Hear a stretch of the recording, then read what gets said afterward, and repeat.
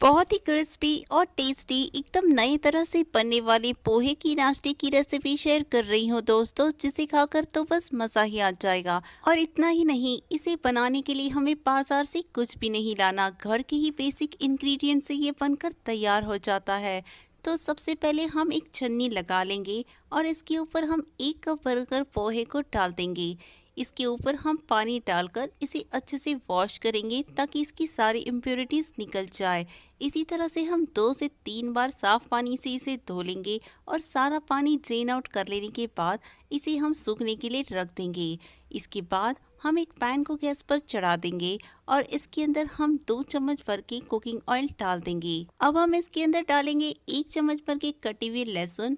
इसी के साथ 1 चम्मच कटी हुई डालेंगे इसमें अदरक और 2 हरी मिर्च को भी बारीक कट करके इसमें डाल देंगे। यहाँ पर हम इसकी फ्लेम को हाई रखेंगे और हाई फ्लेम पर इसे 1 मिनट के लिए अच्छे से स्टर फ्राई कर लेंगे। इसके बाद हम इसके अंदर कुछ सब्जियां डालेंगे। सबसे पहले जाएगी इसमें आधा कप भर के कटी हुई प्याज। इसी के साथ आधा कप डालेंगे इसमें कटी हुई गाजर।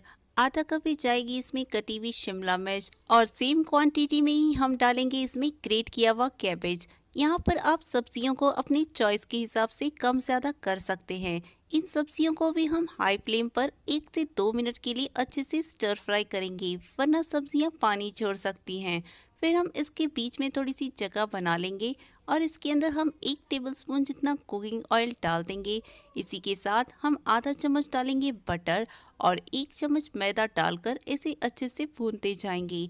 जैसे ही मैदा फ्राई हो जाएगा, इसके अंदर से हल्के हल्के से बबल्स दिखाई देने लगेंगे। इस स्टेज पर हम इसके अंदर आधा कप दूध डाल देंगे। दूध ठंडा यहाँ पर यूज़ करना है ताकि इसमें लम्स ना पड़े। डालते ही हम इसे स्पैचुला से अच्छे से मिक्स करते जाएंगे और जैसे ही गाढ़ा सा पेस्ट तैयार हो जाएगा, हम इसको सारी सब्जियों के साथ मिक्स कर लेंगे। तो ये लीजिए दोस्तों, बहुत ही टेस्टी और क्रीमी सा एक मिक्सचर बनकर अब तैयार हो चुका है। क्योंकि हमने इसके अंदर नमक नहीं डाला है, इसीलिए हम इसके अंदर आधा चम्मच नमक डालेंगे। 1 चम्मच डालेंगे हम रेड चिली फ्लेक्स। 1 चम्मच डालेंगे हम पिज़्ज़ा पास्ता सीजनिंग और आधा चम्मच इसमें गरम मसाला पाउडर डालकर इसे अच्छे से मिक्स कर देंगे। अब लास्ट में इसे और हेल्दी और कलरफुल बनाने के लिए हम इसके अंदर 3 चम्मच भर के कटे हुए बीटरूट को भी डाल देंगे। और हाँ, जो बच्चे सब्जियां नहीं खाते, इस तरह से कटलेट में ढेर सारी सब्जियां डालकर उन्हें दे सकते हैं और उन्हें पता भी नहीं चलेगा। फिर हम इसके अंदर थोड़ा सा कटा हुआ हरा धनिया डाल देंगे।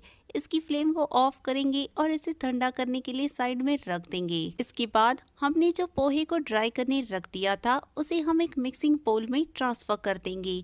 इस पोहे को हम हाथों से अच्छे से मैश करेंगे ताकि ये सॉफ्ट हो जाए। जैसे ये अच्छे से मैश हो जाएगा, हम इसके अंदर सारा का सारा क्रीमी सब्जियों का मिक्सचर डाल देंगे जो हमने पहले ही तैयार करके रख लिया था।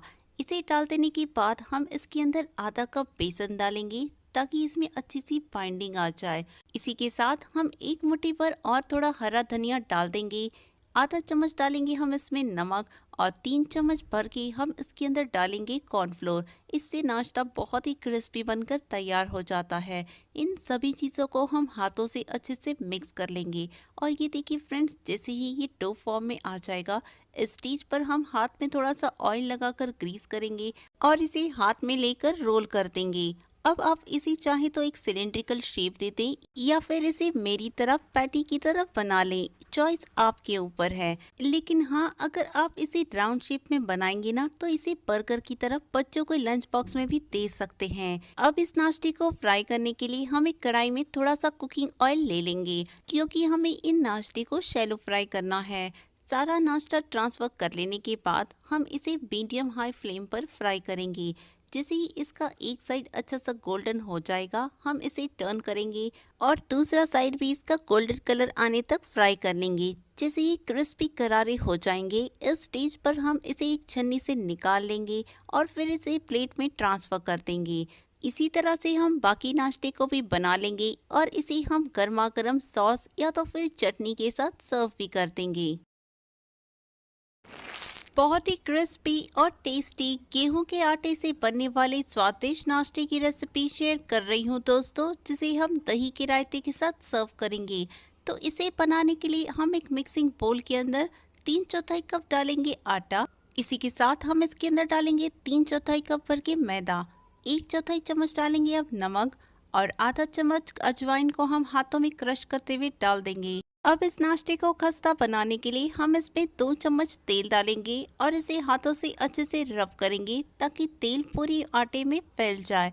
फिर हम इसके बीच में से थोड़ी सी जगह बना लेंगे और इसमें थोड़ा थोड़ा पानी डालकर इसका हम आटा लगा लेंगे। हमें बस ध्यान रखना है कि इसमें एक साथ पानी नहीं डालना है, थोड़ा थोड़ा पानी डालकर ही हम इसका एक सख्त सा आटा लगाकर तैयार कर लेंगे और इसे हम अब ढक देंगे और ढककर इसे साइड में रख देंगे।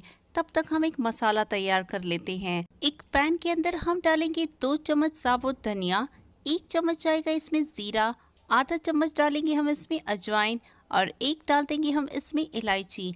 इसी के साथ 2 लाल मिर्च को भी हम इसमें डाल देंगे और स्लो फ्लेम पर हम इसे भूनते जाएंगे। हमें इसे ज़्यादा नहीं भूनना है, बस 1 से 2 मिनट बाद इसकी फ्लेम को ऑफ कर देंगे और गरम पैन में ही हम 1 चम्मच डालेंगे कसूरी मेथी। इसे भी हम थोड़ा सा चला लेंगे और फिर इस मसाले को ठंडा करने के बाद एक मिक्सी जार में ट्रांसफ़र कर देंगे। इसे अब हम अच्छे से पीस लेंगे और पीस कर इसका एक मसाला तैयार कर लेंगे।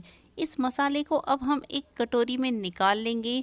अब उसी मिक्सी जार के अंदर हम डालेंगे 8 से 10 कलियां लहसुन की, 1 इंच अदरक के टुकड़े को कट करके डाल देंगे। फिर डालेंगे हम इसमें 1 हरी मिर्च और 1 मुट्ठी भर हरा धनिया भी इसमें डालकर इसे हम दरदरा सा पीस लेंगे और इसका मसाला बनाकर तैयार कर लेंगे। इसे हम साइड में रख लेंगे। अब एक मिक्सिंग बोल के अंदर हमने 3 उबले हुए आलू को अच्छे से मैश कर लिया है।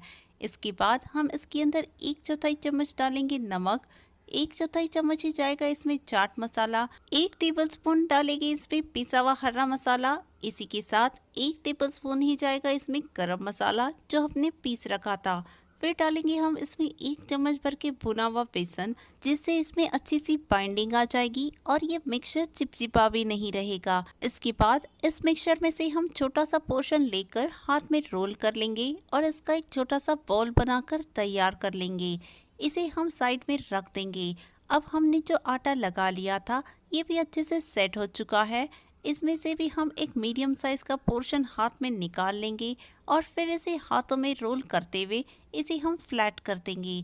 इसके बाद हम दोनों उंगलियों के बीच में इसे दबाते हुए थोड़ा सा फैलाते जाएंगे। इसके ऊपर अब हमने जो स्टफिंग तैयार कर ली थी इसे हम प्लेस करेंगे और फिर हम इसके चारों साइड्स को बीच में लाकर अच्छे से सील कर देंगे और इसी एक्स्ट्रा पोर्शन को निकालकर हाथ में फ्लैट कर देंगे और ये तैयार हो चुका है। इसे अब हम काउंटर टेबल पर शिफ्ट कर देंगे और थोड़ा सा मैदा छिड़क कर इसे हम बेलन की मदद से बेलते जाएंगे। इसे ज़्यादा पतला नहीं बेलना है, एक मीडियम साइज़ की पूरी की शेप में हम इसे बेल लेंगे। और देखिए फ्रेंड्स, ये अब तैयार हो चुकी है। इसी तरह से हम बाकी भी बनाकर तैयार कर लेंगे। अब इन्हें फ्राई करने के लिए हम एक कढ़ाई में कुकिंग ऑयल डालकर चढ़ा देंगे। जैसे ही तेल गर्म हो जाएगा हम इसके अंदर इन पूरियों को ट्रांसफ़र कर देंगे। अब चम्मच की मदद से हम गरम तेल इसके ऊपर डालते जाएंगे ताकि ये अच्छे से फूल जाए और फिर हम इन्हें अलट पलट करते हुए गोल्डन कलर आने तक फ्राई करेंगे और जैसे ही ये तैयार हो जाएंगे हम इन्हें निकाल लेंगे। अब इन पूरियों के लिए रायता बनाने के लिए हम आधा कप दही ले लेंगे।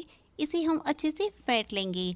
इसके बाद हम इसके अंदर 2 से 3 चम्मच पानी डालेंगे और इसे हम थोड़ा सा पतला कर लेंगे। अब इसे चटपटा बनाने के लिए हम इसके अंदर डालेंगे 1/4 चम्मच भर के चाट मसाला, 1 चुटकी डालेंगे हम इसमें नमक और 3 चम्मच डालेंगे हम इसके अंदर फ्राई की हुई बूंदी। इसे हम अच्छे से एक बार मिक्स कर लेंगे। इसके बाद जो गरम मसाला हमने तैयार कर लिया था उसमें से हम इसमें 1/4 चम्मच डाल देंगे और ये लीजिए, ये बूंदी तैयार हो चुकी है। तो दोस्तों, बहुत ही चटपटा और क्रिस्पी सा गेहूं के आटे से बनने वाला ये नाश्ता अब तैयार हो चुका है और जब इसे आप दही की रायते के साथ सर्व करोगे ना तो इसका तो स्वाद ही दुगना हो जाएगा।